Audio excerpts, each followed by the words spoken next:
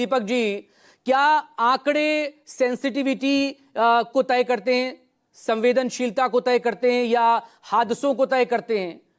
क्योंकि आंकड़े तो छुपाए भी जा सकते हैं, जांच के नाम पर कमेटियां तो बना दी जाती हैं, लेकिन उसका नतीजा क्या निकलता है? क्या इसको लेकर सजा अगर जल्दी हो, अकाउंटेबिलिटी अगर तय हो नीचे से लेकर ऊपर तक, चाहे वो कोई भी हो, प्रॉफिट मार्जिन हो, प्राइवेटाइजेशन हो, कमीशन खोरी हो, फ्रॉड हो, तो ये जल्दी से सुलझ पाएगी चीजें और हादसे रुक सकते हैं। क्या सरकार को पता नहीं होता है कि हादसों को रोका जा सकता है? दीपक रंजन जी।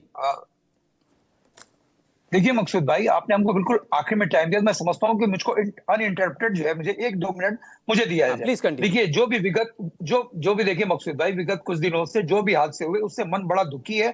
हम सब स्तब्ध हैं, ये पीड़ादायक है। चाहे वो आपका लंदन जा रही फ्लाइट का विमान का मामला हो, चाहे आपके केदारनाथ में हेलीकॉप्टर का मामला हो, चाहे आपके रुक्मिणी नदी में जो मामला हुआ वो मामला हो। देखिए अब मैं लेता हूँ आपके फ्लाइट से, जो वहां पे विमान जो है जो क्रैश हुआ, उसके बाद वहां पे जो एविएशन मिनिस्टर है वहां पे राम मोहन नायडू साहब जाते हैं और क्या कहते हैं कि अब जितनी भी ड्रीम लाइनर फ्लाइट्स हैं उनकी पहले सघन जांच होगी, उसके बाद जो है फ्लाइट उड़ेगी। और अभी तक आप जांच क्यों नहीं कर रहे थे भाई? अभी तक आपने क्या लोगों को मौत के घाट उतारने के लिए आपने छोड़ रखा था? सबको आपने मौत के हवाले भगवान के भरोसे आपने छोड़ रखा था। हादसा तो आपके यहां भी हो गया था, लेकिन आंकड़ों की बाजीगरी को लेकर भी आरोप लग गए थे।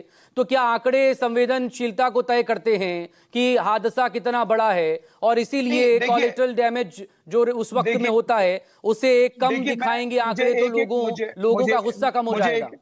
मुझे एक एक करके जो है मेरी बात आने दीजिए। मैं देखिए फ्लाइट में जो अभी विमान वाला हादसा हुआ उस पर मैं कह रहा हूं कि जिस तरीके से ये कह रहे हैं स्टैंडर्ड ऑपरेटिंग प्रोसीजर को फॉलो किया जाएगा। अरे अभी तक आप क्यों नहीं फॉलो कर रहे थे इन सब सारी चीजों को? उसके बाद आपका केदारनाथ का जो हादसा हुआ, केदारनाथ में 7-7 लोगों की जाने गई। बेचारे श्रद्धालु लोग वहां पे गए थे दर्शन कर रहे हैं, वो अपनी जान गंवा बैठे। उसमें गलती किसकी थी? वहां के चीफ मिनिस्टर क्या कहते हैं, धामी साहब क्या कहते हैं कि अब उन्हीं लोगों को जो है अलाउ किया जाएगा जिनको हिमालय में पायलट को उड़ान भरने की जिनके पास क्षमता होगी, जो जानकार होंगे। अरे अभी तक आप उन लोगों को क्यों नहीं आपने परमिट किया जो लोग हिमालय में उड़ान उड़ा सकते हो?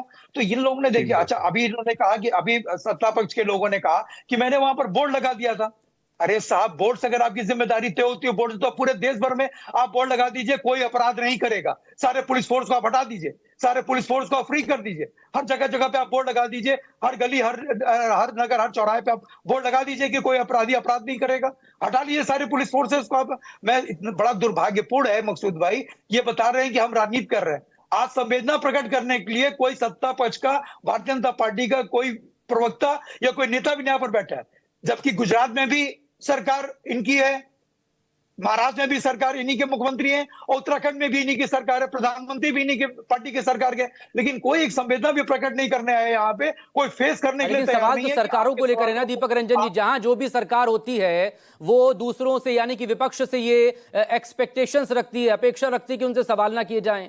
तो फिर आम जनता की आवाज कौन उठाएगा? मकसूद भाई, इसमें राजनीति कौन करे? हम तो चाहते हैं भारतीय जनता पार्टी की सरकार है, भारतीय जनता पार्टी पहल करे। कोई भी फ्लाईओवर बनेगा, कोई भी ब्रिजेस बनेंगे, कोई भी बिल्डिंग बनेगी, एक मॉनिटरिंग कमेटी में सहयोगी बहुत देर से मेरे साथ जुड़े हुए। दीपक जी, जरा भूपेंद्र से मैं बात कर लूं, क्योंकि इस प्लेन क्रैश को लेकर। ईशान में आ रहा हूं आपके पास, ईशान प्लीज बने रहिए, मैं आ रहा हूं। भूपेंद्र बहुत देर से मेरे साथ है, क्योंकि एक अपडेट इसलिए मुझे लेना है। हादसे की जांच के लिए जो कमेटी बनी है वो अहमदाबाद पहुंच चुकी है, पहली मीटिंग इसकी होनी है। तो भूपेंद्र, इसको लेकर एक अपडेट दीजिए। बाद में फिर एक सवाल ईशान त्यागी से भी होगा कि क्या सरकार को कुछ पता नहीं होता, और सवाल सबसे बड़ा ये, क्या मामले को रफा दफा करने के लिए कोई जांच कमेटी बनाई जाती है?